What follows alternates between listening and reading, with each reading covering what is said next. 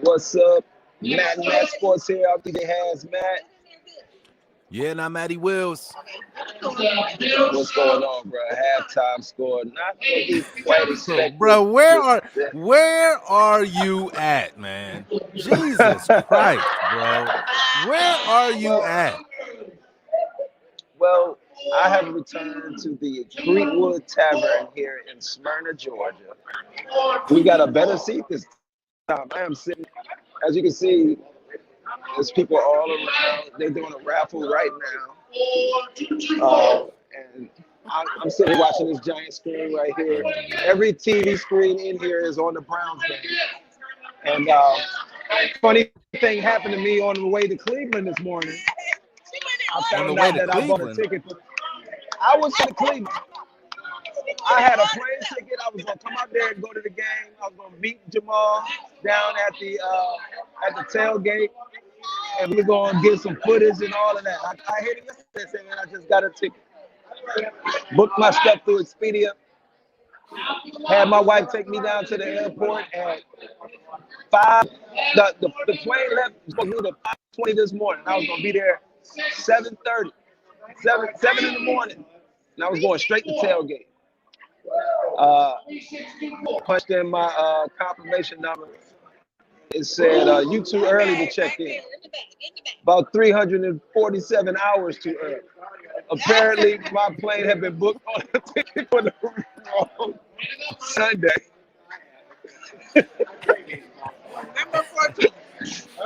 I called my wife like, you got to turn around and come get me.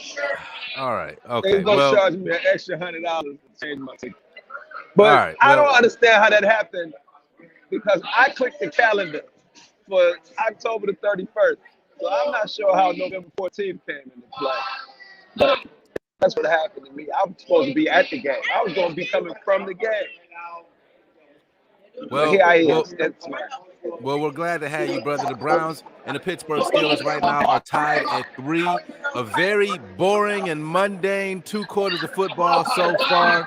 But I will say this, and you know, I don't want to get on my soapbox, but what I'm seeing out of this Cleveland offense right now is a offense that's being hampered. This guy, maybe you can wait to finish eating for another 8 minutes. I see an offense. Warren, the score is 3-3. Thank you for all the commenters. We appreciate you guys. We see you, Corey Brooks. What's up, Rosa? We see you, Lisa Walker, Tracy Cooper. What's up? We see you every week. We appreciate you hanging out with us. The Browns are tied at 3 points apiece with the Pittsburgh Steelers. The game is in Northeast Ohio. Haz is in Georgia because he booked his flight a year too early. And I'm seeing a quarterback hampering an offense right now, bro. I'm seeing a quarterback that should not be playing in this game. I know his completion percentage isn't horrible. Baker Mayfield is who I'm talking about. 10 of 17, actually, I take that back. His completion percentage is horrible. I'm also seeing him miss a bunch of open guys, something we've been seeing happen all season long. I believe, and I'm going to ask you this, would the Browns offense be operating better if Baker Mayfield was fully healthy? Well, I'll answer the question like this, man. Like you said, he's 10 for 17. Now, what's the significance about those numbers? When you go and then you look in the rushing category, you have Nick Chubb having 6 rush attempts. You have De'Aaron Johnson, who balled out on the Thursday night in his first ever start, going for 22 carries for 147 yards. He has 2 carries in this game. The problem is, you want to know, would we be playing better if Baker Mayfield was healthy? We'd be playing better if we were running the ball more. We'd be playing better if we stuck to what our team needs to be right now in order to be successful. There will come a time when Baker Mayfield can be the guy. But why do we get pass heavy in the playbook when Baker Mayfield is out there, especially in his condition where it's questionable as to whether he's going to be able? He's already shown that he's not been able to perform as his normal self throughout the entire season, ever since he hurt the shoulder in week 2. His passes have been sailing on him. It's the same story. But we have a formidable running game. We're the top rushing team in the league. Only because these guys are breaking up yards in 7-yard chunks. Not because we have a high volume of rushing the ball like we should. We could be pounding this team into submission, but they want to try to see what Baker Mayfield can do, apparently, because look at the numbers: 17 passing attempts to Nick Chubb's 6 rushing attempts in the whole first half. That's absurd. What about the fact that Case Keenum would be operating this offense better? That's really where I meant to go with my question, as opposed. Everybody knows that if the Browns had a healthy quarterback, we'd be playing better. But would Case Keenum, your backup quarterback, have been a better option for this game right now? Would we have more than 3 points if Case Keenum started this game? Yes or no? I mean, it's tough to say. Nah, but I'll say this. What I'll say this is, you don't get the overthrown passes if you're running the ball. That's all I'm saying. You're setting the man up. I hear you. Why but what I'm saying heavy? Is, it don't matter if you pass heavy, complete the passes. What I'm saying is, if we had Case Keenum in this game, I feel like the Browns will have more than 3 points. I'm saying Baker play. Because first of all, Case Keenum looked real good when he was trying to go down. Not saying he looked real good, but he took the open passes that were there. Is Baker Mayfield taking every underneath throw that's there? Yes or no? The answer is no. He's trying. Well, when he took the underneath throw, guys are also dropping passes that are hitting them in the hands. So I know it might be ball placement isn't what you would want because he's been a little because he's a starting quarterback and a number 1 overall pick. Yeah, you're exactly right. If the ball is anywhere near your hands, you get your hands on that ball. All right, so you see this playing out a little bit different than I do in the first half. Either way, it's a tie game. The Browns are still very much in this game.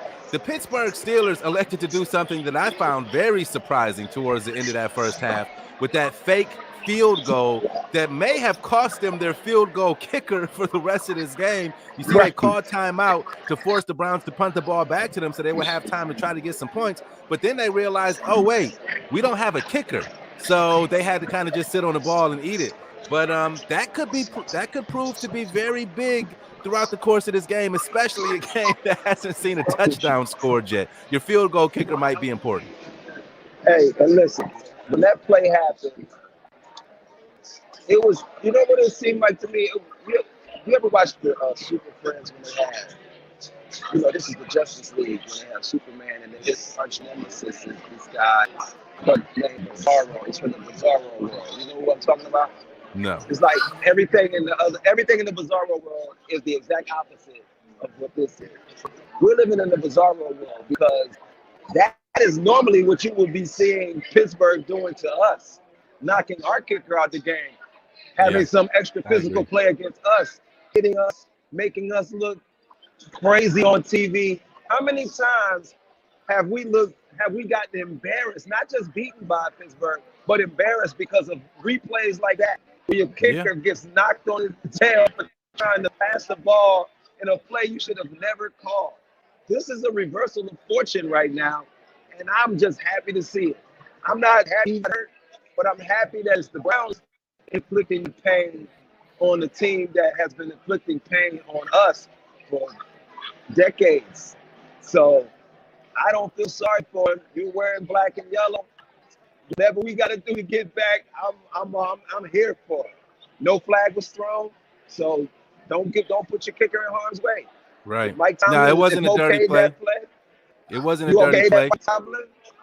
Right. There were no extra steps when the contact was made between the defender and the quarterback, and on that play, he was the quarterback. He let him up too.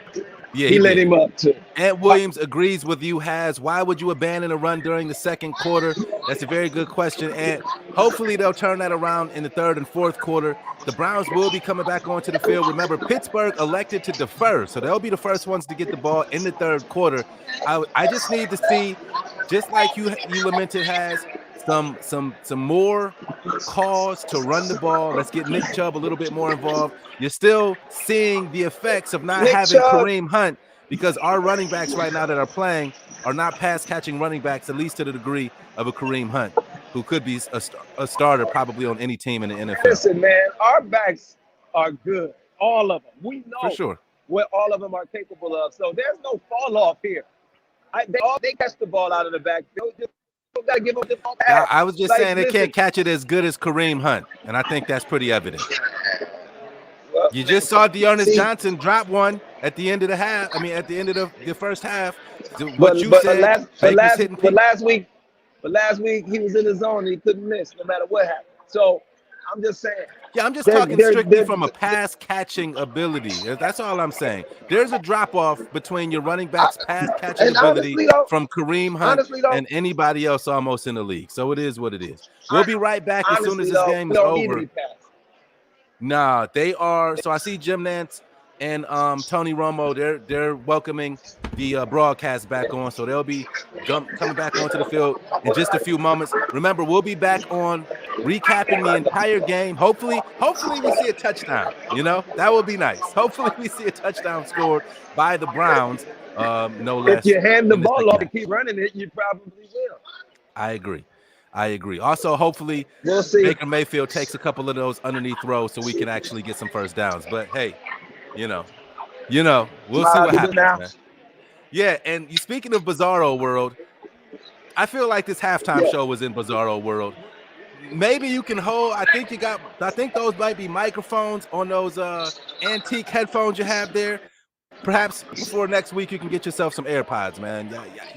Yeah, I know you got the cash for it, man. Go pick you up some AirPods. You can probably even throw it on your bill. These are Beats by Dre. Okay. These are Beats by Dre. All right. Well, you talking about the user manual. These are Dre. Yeah. Okay, well, I need you. You're talking into the mic now. That's what I need you to do for the post-game show, man. It'd be a little bit this more right here, is this better? Woo. No, we'll talk about it. Let's get out of here. The game is starting. You want me to do it like this? What should I do? A little bit. Right here. In the middle. In between where it was at and in between from where your spit is touching it. The game is starting. The Steelers have the ball. Already played. We got to go. We'll be back on after the game. Peace.